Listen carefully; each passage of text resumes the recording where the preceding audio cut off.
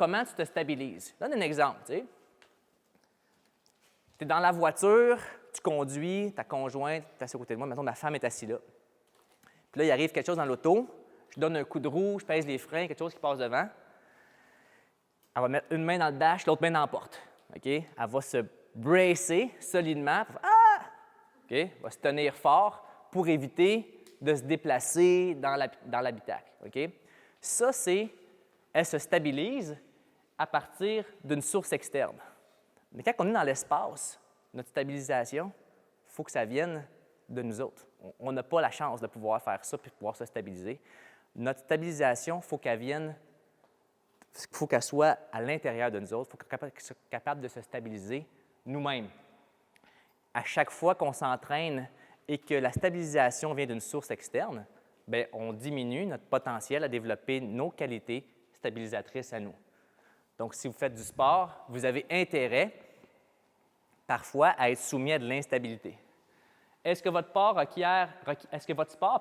requiert des gestes pluriarticulaires? Okay? Ça veut dire qu'on utilise plusieurs articulations en même temps? C'est sûr que oui. Okay? Dans tous les sports, on est constamment en train de, si vous lancez, il y a tout le mouvement de la hanche, l'épaule, du bras. C'est un continuum, c'est une séquence de contractions qui permet de créer un geste. Donc, ça va de soi que votre entraînement devrait être puisé à partir de ces questions-là. Ici, par rapport à la forme, quel est votre rapport coût-bénéfice? La personne vient vous voir, elle veut augmenter sa forme physique, elle a 3 fois 20 minutes à prendre, puis elle a choisi la course à pied. OK? Mais dans la course à pied, elle améliore ses qualités musculo-tendineuses des membres inférieurs. Elle améliore ses qualités aérobiques selon la distance qu'elle va courir, en intervalle ou en sprint, peu importe. Ça peut jouer un petit peu au départ son adiposité également. Mais là, il y a plein de sphères de sa tarte qui n'est pas remplie. Là. Parce qu'elle a choisi, non seulement dans le 20 minutes de faire une chose, mais 3 fois dans la semaine, faire 20 minutes de la même chose.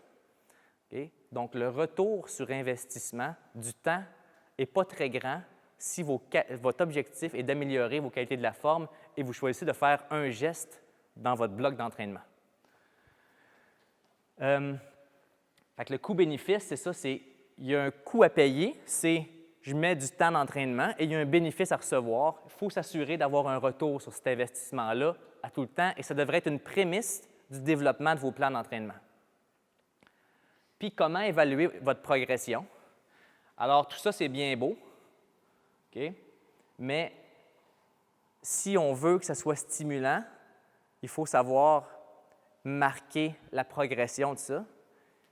Puis je pense que la façon la plus simple de le faire, c'est de permettre à la personne d'élargir sa banque de mouvements.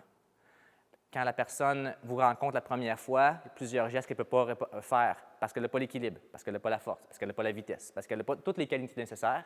Et au fil du temps, elle réalise que sa banque de mouvements est beaucoup plus grande et elle a beaucoup plus de qualité. Et c'est pour ça que la plupart des gestes d'entraînement, il y a des progressions et des régressions pour permettre à la personne de partir à un niveau puis d'évoluer, non seulement en utilisant la progression des charges, mais aussi la progression des difficultés de chaque exercice. Si c'est pour le développement musculaire, bien, c'est important de savoir le prix à payer pour le gain de muscle. C'est un objectif légitime. Moi, je ne cracherai jamais là-dessus. Le développement musculaire, j'en ai fait pendant 8 ans. J'ai adoré ça. Mais pendant que tu fais ça, tu le fais au détriment du gain de d'autres qualités. Donc, quand tu le fais, il faut que tu le fasses en connaissance de cause. Il faut que tu sois au courant que certaines démarches qui vont t'aider à développer du muscle vont nuire à d'autres qualités éventuellement et que le transfert à certaines disciplines pourrait être plus difficile à cause de ça. Ça pourrait ralentir votre progression, ça pourrait avoir un impact sur votre développement, surtout si vous choisissez de faire d'autres activités. On va le voir plus en détail un petit peu plus tard. Quelle activité que le développement musculaire pourra mettre un petit peu du fil à retordre ou de la difficulté. Pour revenir au sport, mélange de connaissances médicales, thérapeutiques et de performances sportives. Ça, dans le fond, c'est les informations que vous avez besoin pour pondre votre programme. OK? On s'entraîne, on se fait évaluer, on a un paquet d'informations et on incorpore ces connaissances-là sur votre physique, OK, pour les performances et les volets thérapeutiques, disons, les choses qu'on a à régler au niveau de vos blessures, et on pond un programme d'entraînement avec ça. On travaille debout la plupart du temps et on incorpore le body awareness, qui est être conscient de ce qui se passe. Viens ici, Maxime, s'il te plaît. OK. Fais un saut vertical moyen. Juste un. Ah. Fais-en un autre. Fais-en un autre. Fais-en un autre. Fais-en un autre. Fais-en un autre. OK. Est-ce qu'il devient meilleur? OK. Il développe son body awareness. Fais-en un autre. OK? Quand on se fait exposer à des stress comme celui que je viens d'exposer, on fait rapidement des corrections. OK? Tranquillement, pas vite, il était plus efficace à contrer ma poussée. Il a trouvé comment se positionner dans le sol pour être capable d'arriver dans les airs à bien se stabiliser, être plus en équilibre au retour puis pouvoir enchaîner ses sauts. Merci, Max. Le body awareness, c'est ça. C'est plus que si on se fait exposer à des stimuli divers, plus qu'on est capable de transférer les qualités qu'on est en train de gagner dans notre discipline sportive. Donc, c'est vraiment important. Où j'ai mis mon clicker avec ça? Il est là. C'est vraiment important d'incorporer dans vos exercices des facettes qui vous permettent de plancher sur ces qualités-là aussi. Est-ce que la stabilité provient de sources externes? Puis là, ici, la sécurité à l'entraînement pourrait se traduire par une plus grande vulnérabilité au jeu. Je vous explique. Si vous vous entraînez dans la Watt, si vous vous entraînez dans un environnement parfait et impeccable, vous diminuez votre risque de trauma d'entraînement en salle d'entraînement. Et en même temps, vous l'augmentez sur la surface de jeu. Okay? Parce que il y a le body awareness à l'intérieur de ça, il y a le ligament awareness, entre autres, qui définit que plus tu exposes tes structures, tes tissus conjonctifs à des stress, mieux sont en mesure de gérer ces stress-là dans le futur et de bien y répondre. De bord, c'est fait dans un environnement contrôlé et progressif. Okay? Dans le cours de course à pied, par exemple, on parlait d'éversion et d'inversion de la cheville, qui était autrefois quelque chose de proscrit. Aujourd'hui, on sait que d'exposer les chevilles en échauffement, en préparation aux éversions-inversions, permet que lorsque l'athlète pile dans un trou à l'entraînement, de renverser sa cheville, de ne pas avoir de réflexe de contraction exagéré des muscles pour restabiliser le pied en position, un laisser-aller qui va permettre au pied de tourner et de revenir en position sans faire de rupture ligamentaire ou de rupture de tendon ou de claquage ou peu importe. Parce qu'on inhibe nos réactions de stress intenses pour éviter des contractions opposées au mouvement qui nous est... Ouais. Si je comprends bien, c'est que, tu sais, on fait des mouvements. Ouais. Je comprends bien, on fait des mouvements qui sont, tu sais, tout le temps de la même façon. Tu sais, je fais des fentes. Très linéaires. Très linéaires, Ouais. mais si je commencerais à m'exposer avec mes articulations à des mouvements qui sont peut-être pas vraiment dans l'axe normal, mais je pourrais, à la longue, réussir à le faire sans me blesser. C'est le concept du développement du ligament awareness, qui est la conscience ligamentaire. Puis ça fait en sorte, c'est une bonne question, ça fait en sorte de nous rendre plus à l'abri des blessures traumatiques à l'entraînement. Dans un sport spécifique, c'est à cause de ça que les blessures viennent le plus souvent. Souvent, c'est des mauvaises gestions des stress qui viennent de l'extérieur. Un plaqué, se faire enfarger, se faire faucher, souvent ça, c'est des mécanismes de protection qu'on enclenche trop grands qui nous amènent à faire des contractions opposées à la force appliquée qui créent des ruptures. Fait que d'exposer notre corps à ça, c'est un aidant à la prévention des blessures. Puis les personnes, prenons un exemple simple de ça. Entre un sédentaire et un culturiste, celui qui a le plus de chances de se faire une blessure, tendon du biceps ou du pectoral en tirant au poignet, c'est le culturiste.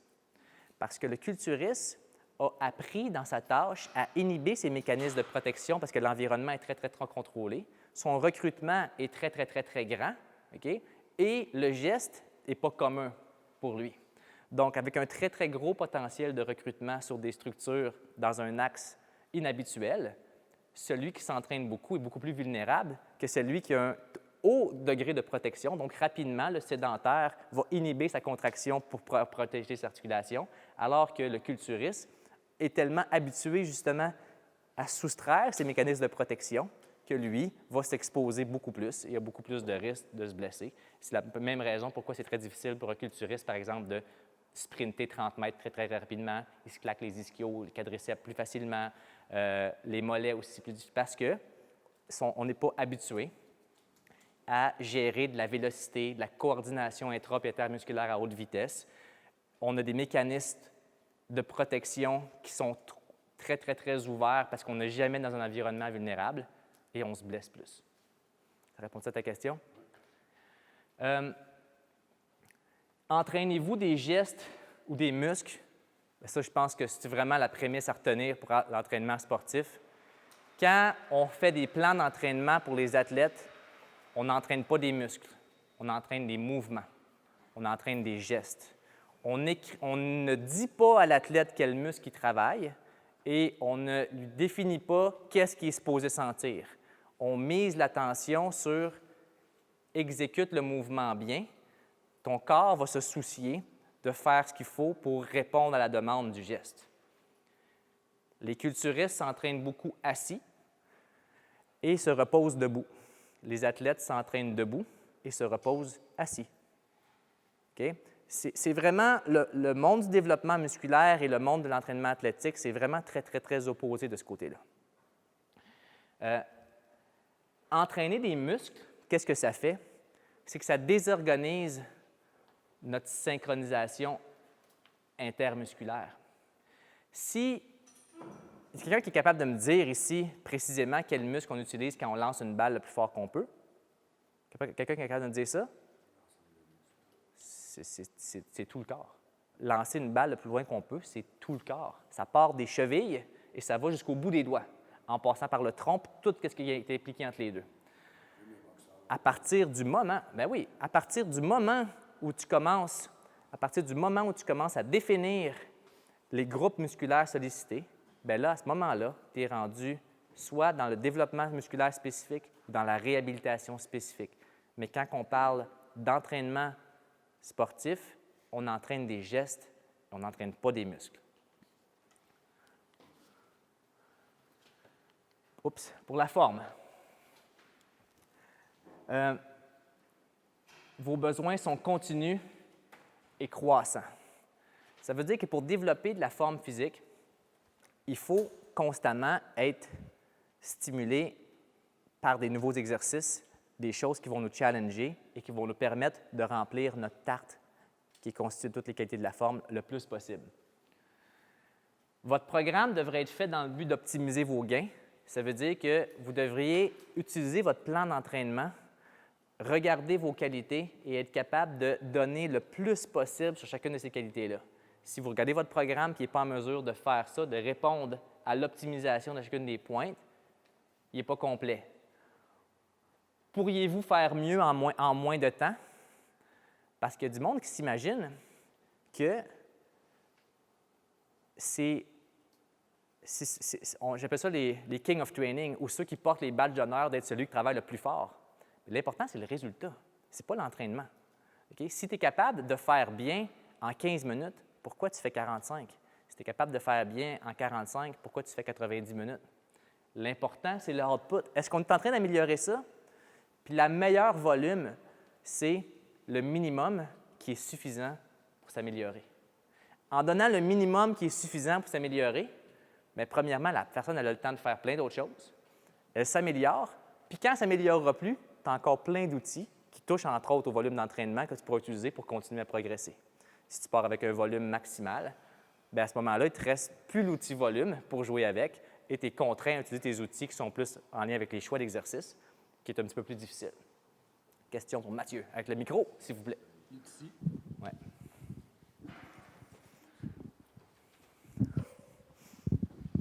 Ben, tu parles de maximiser, dans le fond, avec le moins de temps possible.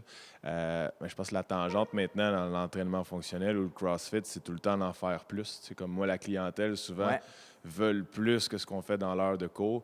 As-tu des trucs peut-être pour les conscientiser ou les amener à comprendre, dans le fond, que justement, c'est bénéfique d'en faire moins, mais mieux? Comment toi, tu implémentes ça ici, par exemple? Bien, c'est vraiment une question d'éducation. Gros travail à faire là-dessus. Il faut que tu y planches à tous les jours, puis progressivement, le message va passer parce qu'évidemment, c'est pas ça qu'ils reçoivent d'autre part. Comment je te dirais d'attaquer ça? C'est demande-leur qu'est-ce qui